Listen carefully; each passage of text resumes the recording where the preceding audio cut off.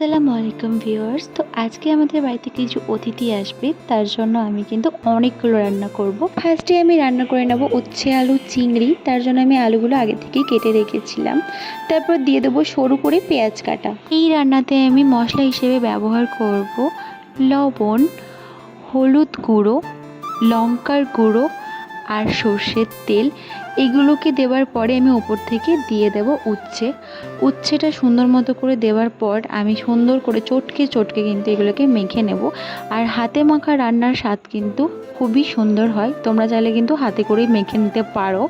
আমি কিন্তু সুন্দর করে চটকে চটকে দিয়ে কিন্তু মেখে নিচ্ছি। এদিকে আমি গ্যাসটা ধরিয়ে দিচ্ছি, আরও রান্না যেহেতু করতে হবে তাই মুগ ডালটা আমি এখানে ভেজে নেব। আর এদিকে অলমোস্ট আমার চিংড়ি রান্নাটা কিন্তু প্রায় কমপ্লিট হয়ে গেছে।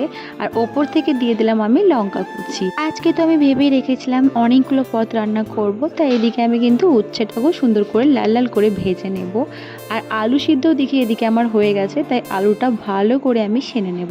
এদিকে আমি আলুটা সেনে ফ্যানের হাওয়ার মধ্যে রেখে চলে এসেছি কিছু মশলা বাটতে। আমি তো শিলে বাটা মশলাই খেতে পছন্দ করি, তাই আমি সুন্দর করে শিলে বেটে নিচ্ছি।